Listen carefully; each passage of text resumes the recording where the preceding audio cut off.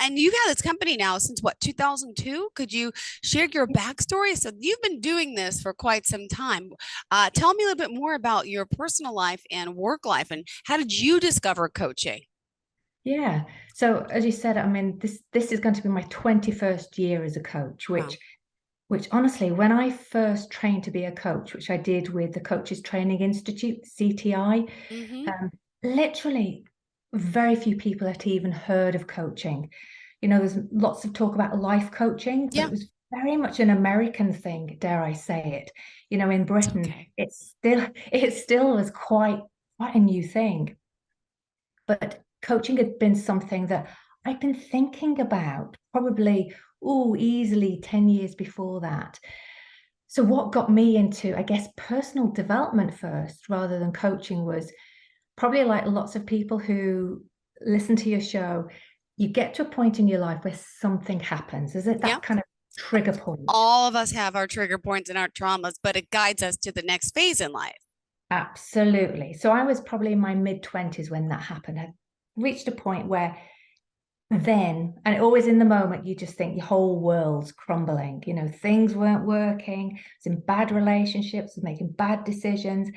And I was just basically feeling very lost and very alone. And I didn't know what to do. And it literally was one of these stumbling into a bookshop and finding a book that in some ways jumped off the shelf at me and said, read me. And it was Positive Thinking by Vera Pfeffer that really just started my journey on personal development. Because what that taught me, literally when I was in my 20s, that when you are struggling, when you're alone, when you think there are no answers, actually you have the answers. Yeah. You just need to tap in, ask yourself. And so that taught me the whole notion of self-coaching, Mm-hmm. even before I knew it was such a thing. And also mental fitness, that whole idea of however you view a situation, either good or bad, it's a perspective. And you can choose to find the positive, find the learning, and find the gift in something. So that was back in my 20s and didn't do much with it, was just an interest. And then, as luck would have it, got a chance to work in the world of personal development. And then latterly, just took the chance of actually studying and becoming a coach.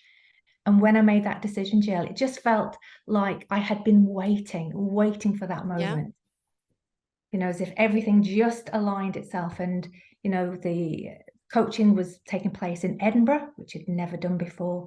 And it just was that light bulb moment of this is what I want to do.